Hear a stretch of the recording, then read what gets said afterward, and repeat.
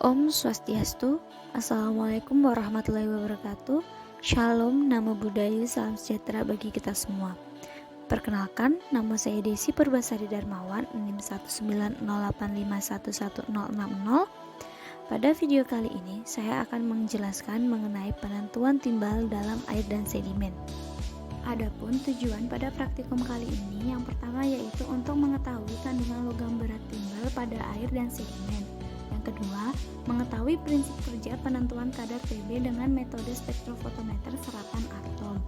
Yang ketiga, mengetahui kualitas air dan sedimen pada sampel air dan sedimen dengan membandingkan kadar Pb pada percobaan dengan baku mutu menurut pemerintah.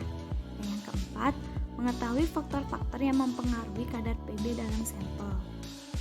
Latar belakang dari praktikum kali ini yaitu sungai yang merupakan sumber air yang telah lama dimanfaatkan oleh manusia dalam menunjang kehidupan. Seiring berjalannya waktu, kualitasnya semakin menurun. Hal ini disebabkan oleh masuknya berbagai buangan limbah dari berbagai aktivitas manusia yang mengakibatkan air sungai menjadi tercemar. Pencemaran yang paling berbahaya yaitu salah satunya adalah pencemaran logam berat, di mana logam berat ini merupakan salah satu zat polutan lingkungan yang paling umum dijumpai dalam perairan. Logam yang sering mencemari perairan adalah logam Pb dan Cd, di mana air yang mengandung logam berat akan menjadi bahan beracun dalam tubuh makhluk hidup. Pada praktikum kali ini dilakukan penentuan Pb dalam air dan sedimen dengan menggunakan spektrofotometer serapan atom atau AAS. Timbal adalah logam berkilau berwarna putih kebiruan atau kelabu keperakan. Timbal merupakan salah satu jenis logam berat yang dapat menyebabkan pencemaran perairan. Perairan yang telah tercemar oleh timbal akan berdampak pada organisme perairan. Logam timbal dapat masuk ke tubuh organisme melalui rantai makanan, insang, atau difusi melalui permukaan kulit. Akibatnya, logam itu terserap dalam jaringan, tertimbun dalam jaringan, dan pada konsentrasi tertentu akan dapat merusak organ-organ dalam jaringan tubuh. Spektroskopi serapan atom merupakan metode yang cukup akurat untuk penentuan kuantitatif logam dalam kadar yang sangat rendah.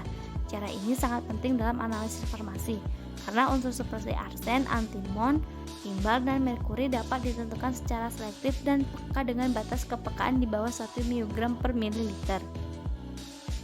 Adapun alat yang digunakan, yang pertama instrumen AAS, yang kedua labu ukur 100 ml dan 50 ml, yang ketiga hot plate, yang keempat ultrasonic batch, yang kelima corong, yang keenam Erlenmeyer, yang ketujuh pipet volume, dan yang terakhir kertas saring.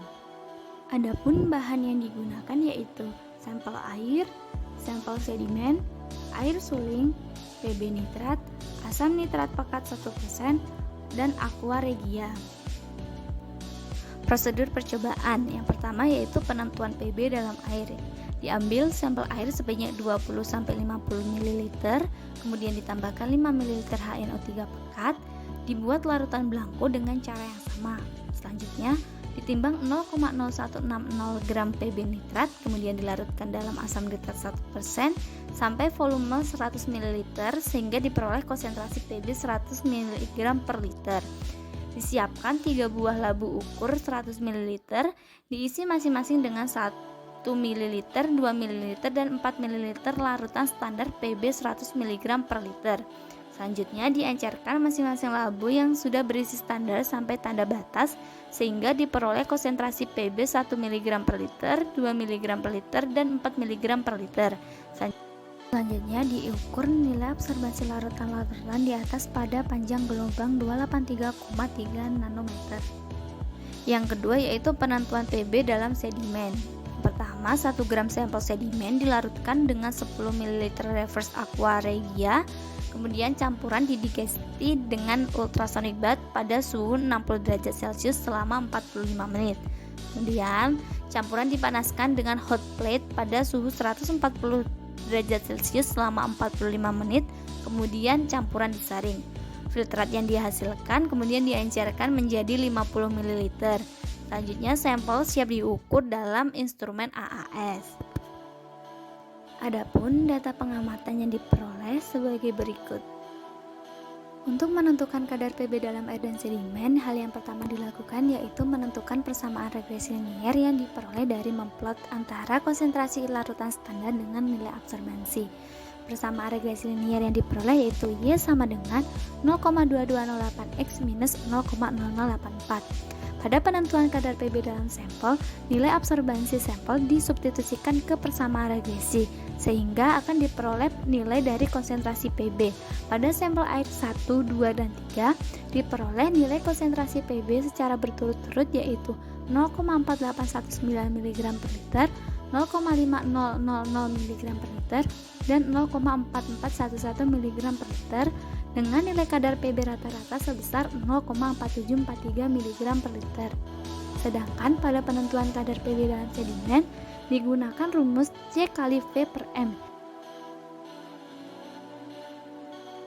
di mana C merupakan konsentrasi dari substitusi absorbansi. Pada penentuan kadar Pb dalam sedimen, nilai konsentrasi Pb yang diperoleh pada sampel 1, 2, dan 3 secara berturut-turut yaitu 133,47 mg per kilogram, 132,79 mg per kilogram, dan 137,32 mg per kilogram, dengan nilai kadar Pb rata-rata yaitu sebesar 134,5267 mg per kilogram. Pembahasan. Pada percobaan penentuan timbal Pb air dan sedimen diperoleh kadar Pb rata-rata dalam sampel air yaitu sebesar 0,4743 mg per liter. Berdasarkan peraturan pemerintah nomor 82 tahun 2001 tentang baku mutu maksimal kadar Pb dalam air yaitu 0,03 mg per liter, sehingga dapat dikatakan kualitas perairan tersebut tidak baik. Sedangkan nilai kadar Pb sedimen rata-rata dalam sampel sebesar 134,5267 mg per kilogram berat basah. Berdasarkan rentangan yang ditetapkan oleh SEPA, konsentrasi Pb yang diperoleh termasuk ke dalam kategori tinggi. Hal ini menandakan bahwa perairan pada sampel sudah tercemar oleh logam berat Pb yang kemudian terakumulasi di dalam sedimen. Tingginya kadar Pb pada air dan sedimen dipengaruhi oleh aktivitas yang ada di lingkungan sekitar perairan seperti industri maupun limbah yang berasal dari rumah tangga. Kesimpulan yang diperoleh yang pertama yaitu konsentrasi Pb dalam ketiga sampel air secara berturut-turut yaitu 0,4819 mg per liter, 0,5000 mg per liter, dan 0,4411 mg per liter. Sedangkan konsentrasi Pb ketiga sampel sedimen secara berturut-turut yaitu 133,47 mg per kilogram, 132,79 mg per kilogram, dan 137,32 mg per kilogram. Yang kedua, prinsip kerja dari analisis Pb dalam air dan sedimen dengan menggunakan metode spektrofotometer serapan atom, yaitu pengukurannya berdasarkan penyerapan cahaya dengan panjang gelombang 283,3 nanometer oleh atom Pb dalam keadaan bebas. Yang ketiga, kualitas air pada sampel tergolong tidak baik karena konsentrasi Pb dalam air masih melebihi batas baku mutu yaitu 0,03 mg per liter yang ditetapkan dalam PP nomor 82 tahun 2001. Yang keempat, faktor-faktor yang mempengaruhi kadar Pb dalam sampel adalah aktivitas yang terjadi di sekitar perairan seperti industri maupun limbah rumah tangga.